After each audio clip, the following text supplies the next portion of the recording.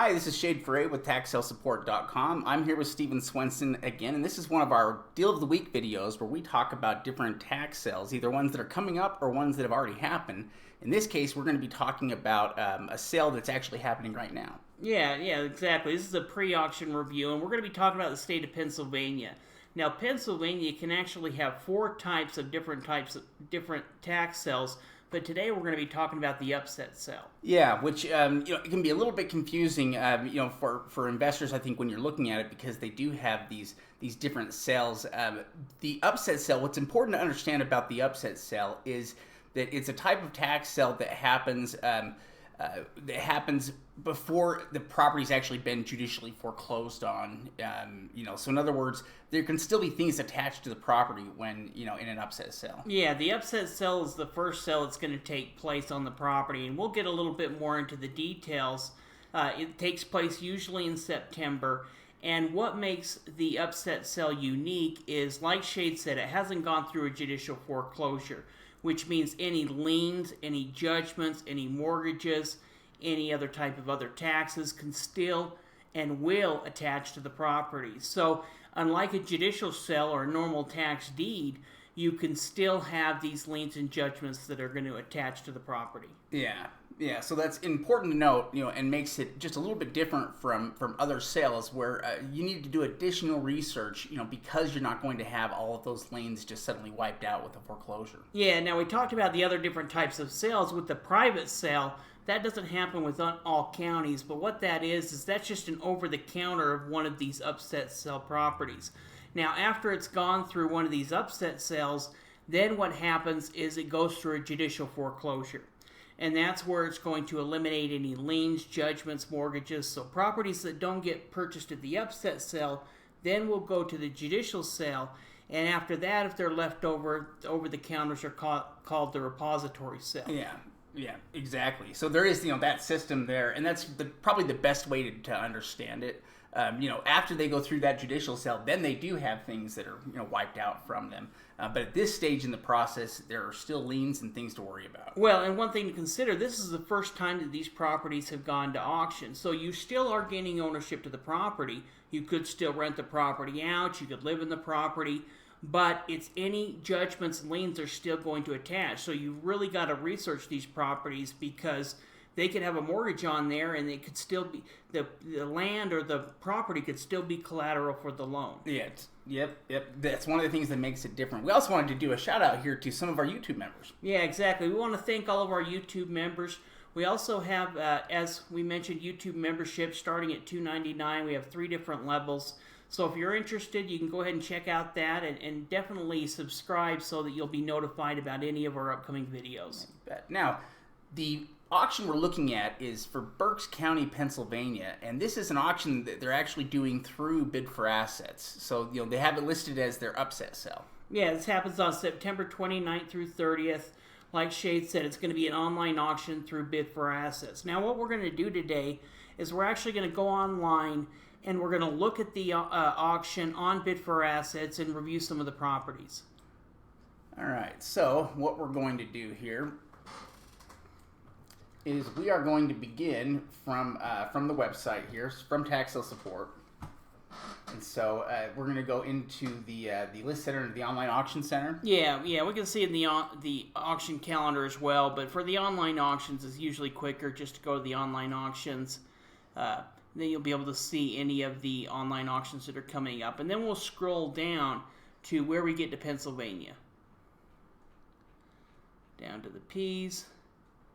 There we are, and we can see it's the very first one, Berks County. That'll go ahead and take us to Bid for Assets. Now from here, we can see any of the property details. We can get registered. There's instructions.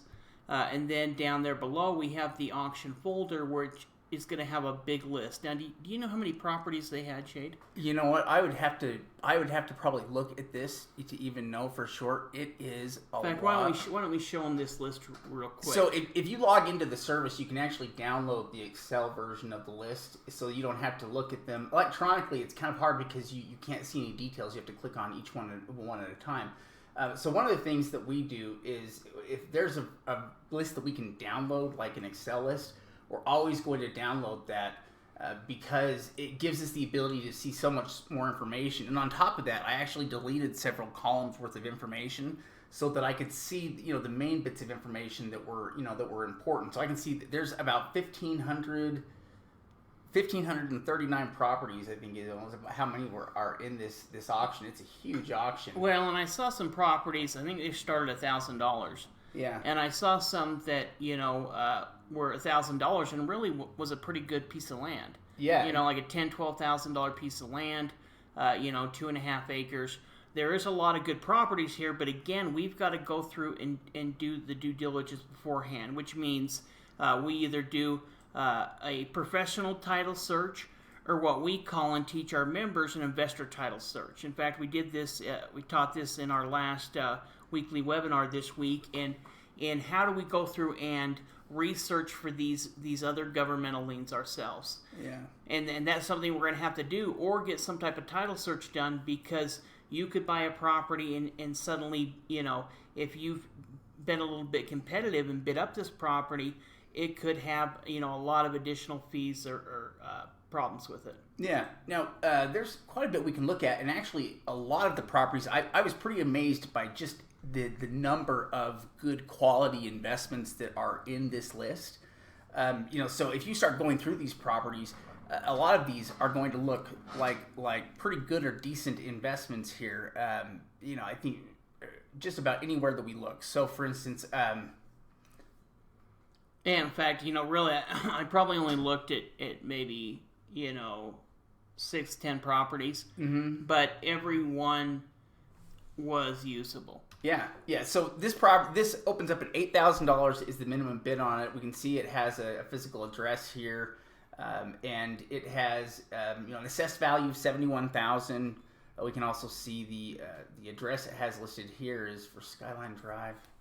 One thing as well is we can see that there's a city tax transfer amount down there below, over $3,000, $3,100. So that's something that we're going to take in account, in addition to, I believe it's a 5%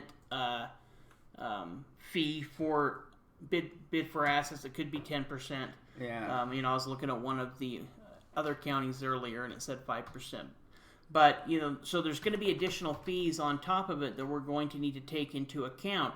And with an upset bid, it's bidding up in price, just like it would any other type of tax deed. I'm trying to make sure that I find this one correctly, because there's actually... No, that is not the right one here. It is not in Moore's. Looks like it's in Reading. The one on Skyline?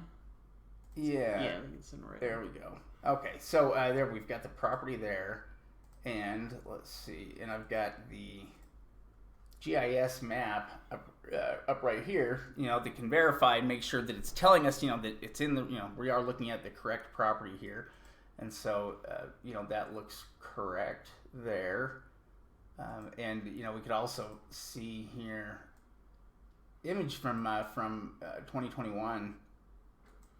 From October of 2020. Yeah, so really we're looking at an image that's a year old. Yeah. At that time, the house looks pretty good from what we can see. Yeah. Well, and it's obviously being lived in. It looks like a nice little lot here with it. Well, and one thing to mention, and we mention this all the time, but there's still people that do it, and so we're going to keep mentioning it. Because we don't want you guys to make a mistake, but with any kind of structured property, you've got to get an on-site evaluation done. Now, so that might not be able to something you can do yourself. You may have to hire somebody, a handyman, a photographer, somebody like that to go out and take photos. But even though we have a photo that's a year old and it looks good, we cannot trust that. We've got to send somebody out there, even with an upset bid, because you own the property. In fact, just like any other kind of deed. Yeah, and this property here, so we're looking at an estimated market on it. It's valued at closer to $182,000, and so you can see the $8,000 investment is pretty small compared to what the property's valued at. It'll probably get bid up and who knows what the exact sales price will be, but for a value of nearly $200,000, $8,000 opening bid's pretty low. No, absolutely. Well, and really what we would do if we were interested in buying this property is we would go ahead and take that last owner's name, we would pull up the deed and verify it, and then we would search that last owner's name or the current owner name in the court or the recorder's records to see if there's any type of liens, judgments, mortgages. And usually with tax deed properties, all we're looking for are just the governmental liens. We don't have to worry about mortgages. We don't have to worry about judgments. But with upset bid properties, we've got to research everything. Yeah. Here is an interesting one, which, actually, let's see. 10577. Oh, hold on here. I clicked on the wrong number here. We need 1057789. No, probably would have been not bad either. Yeah, it's true. I think just about all of them. That one had a $13,000.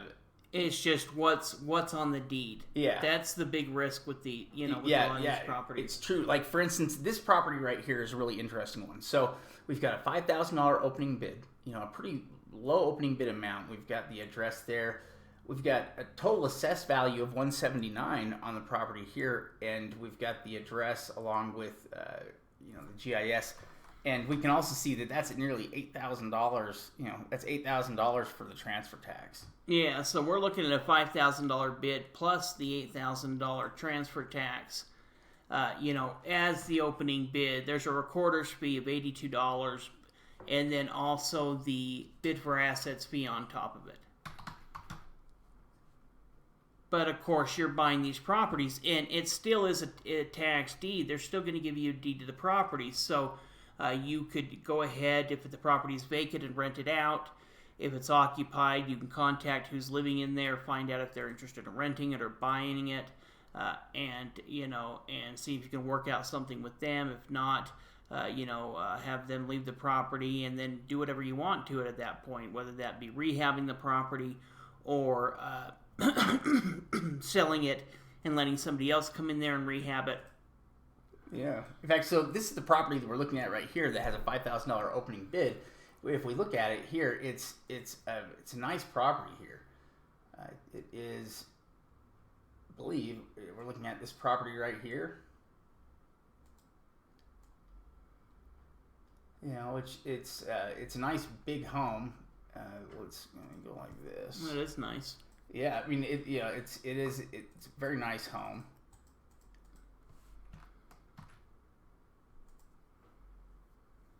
And we go to look at it, and it's got an estimated value of $403,000. A rent estimate of $2,300. For a $5,000 opening bid amount, those are some crazy numbers, and it's nice property. One thing to look at as well as we're looking at this, this is a big home. Yeah, almost 4,000 square feet. We also look, and just to get an idea of what Zillow thinks as far as the estimate range, we can see that this area has gone down by a little bit. $1,800 over the last 30 days or so. So it's really kind of had a big upshoot. But we can see, as far as 2020, what was the beginning, kind of 2020, what was the value at? It was about $300,000.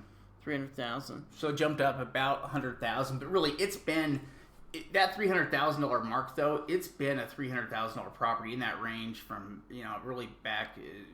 Yeah. Around 2015. Well, and that's kind of the point that I'm making is that, this property might go down, but I don't think it may go down at the very most, I would assume, and it would probably take a few years to do that, by $50,000. Yeah. So you're not going to ever drop below, 350 if it is what it is. Yeah, it's never dropping down to 300 again. Yeah. No way. It might lose a little bit of value there, but it's going to be pretty strong. I wouldn't be worried about it at all. No. I mean, there's a huge amount of profit, and depending on what is against the property, we can take that into consideration if there is some judgments and things like that are going to stick, and we're going to include that into our payments so we can determine how high a bid we can go on the property. Yeah. Now, let's see here. It's like, looking for work.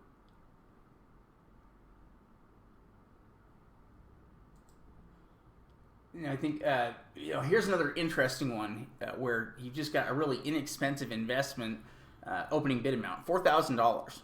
Which is really just not a whole lot of money. We've got an address right here. Let's see. So the property actually has an assessed value of $218,000, which is a lot for for a property with an opening bid of $4,000. Yeah. Let's see here. I've got the address. I can copy that, and we can pull up the GIS here and get that working here. And then we can also pull up the address of the property. These online maps have made it so much easier. When me and Shade first got started, we were looking up these plat maps and trying to find locations by using Google Maps. And now, especially for land property that don't have addresses, it makes such a huge difference. Yeah, now here's an interesting property. So you can see that it's a commercial property. It's right on this Benjamin Franklin Highway. You can see that it's actually right next to a couple of hotels, like Econo Lodge and this Rainbow here. And if we get down there to a street level, you can see it is... It's a gentleman's club. It is a gentleman's establishment there. It's the Utopia Cabaret, and they are hiring. Or they were. They were hiring. I doubt they're hiring now in 2020. 2022. 22, exactly. I was looking at the date there. October 2021, they might still be in business. Well, and if they were, it could be a possible rental situation. Yeah. It may be the owner who's doing it, or it very well could be a rental property where they're renting. That's hilarious to me. It's on Benjamin Franklin Highway. Yeah, well, and it's got to be worth at least $400,000. Based on the other properties we see and how they're valued out. This is a commercial property. With the assessed value it has, the value's got to be at least $400,000, probably closer to $500,000 or above. Well, and it looks like a property you could easily convert to a lot of different uses. Yeah, doesn't have to be. It's probably. I mean, you probably could be a restaurant. Yeah, it could probably be just about space, anything. It's got a lot of parking. Yeah, and a nice big sign up front that you could always, change out cabaret. Yeah, that is another interesting property. And really, there's all kinds of interesting properties on this list. I think we have time for one more. Yeah, for sure. Okay, let's take a look at. Let's take a look at another one here. So, 105-7785. Let's see. Whoops. And really, there could be a lot better properties than we're looking at. We just looked at a number of just a few of them. Yeah, really. In the first 100, in the first 50, we just randomly picked a few, and that's kind of what we're looking at. Yeah, 1,500 properties. It is just a crazy number. So here we have this property here, 136 Basket Road. It has an assessed value here of $132,000. Opens up for $13,000 is the opening bid amount, and we can see there's about $6,000 transfer tax here for it. Let's take a look at the GIS, because really that's what's going to tell us the most here on this one. We can also grab that address. Well, one thing that makes it a little bit difficult is that they're not putting the city in the full address. So sometimes what we'll do is we'll go on to Google Earth, and then we'll put the county, and by doing that, the street name. Yeah. Well, so basically what we'll do here is like, for instance, on this county, I didn't know what city this was.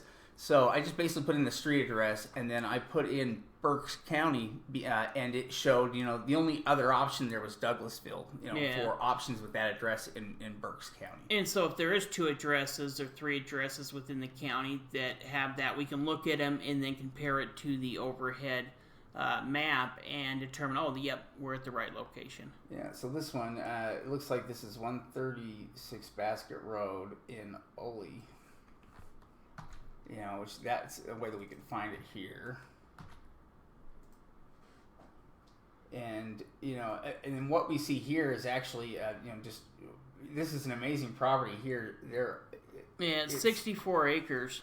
Yeah, 64 acres. You can see it covers both sides of Basket Road here. So we have it Basket Road here, and you can see that it's basically on this side and on this side of it. And here's, it's a farm essentially, and here's where you have the homestead for the farm, and you can see, it's basically all of this, which actually it looks like a lot of this too has been cleared and is currently being farmed. Yeah, well, it looks like it's a working farm. And, farmland is selling for a premium right now. It's a great investment. With our students, we've been looking at a bunch of different areas that have farmland coming up. And it really is a great investment, because you can hold on to it by leasing it. Yeah. In fact, they don't have the a market on this. All they're really showing is just just what the assessed is. But yeah, value on this property is going to be well above where it's at there. Yeah. So, yeah. Now, there are tons and tons of properties to look at, and so we want to encourage everybody to go out to the auction there, and if you are going to participate in an upset sale like this, you have to make sure that you've done your homework, because it's not like a tax sale where you've got properties after the foreclosure. Yeah, please don't just get on there and start bidding. That's the quickest way to lose your money. Do the due diligence beforehand. If you need any additional help, check out our membership program. Download our free ebook. We have a lot of different tools in addition to our YouTube videos that can help you learn what you need to do to prepare for the tax sale. Yeah. In fact, I think that really, something as simple as our membership program, it's just $39 a month, it can give you a lot of the tools that you need in order to be successful. And if you don't know anything about us, if you haven't downloaded our free ebook yet, you should go to Secrets of Tax Lien Investing, where you can do that. Yeah, absolutely. Check out Tax Sale Support if you're interested in our membership. You can also check out our YouTube memberships as well, and then Secrets of Tax Lien to get our free ebook. Yeah, thanks so much for watching this video. Appreciate it.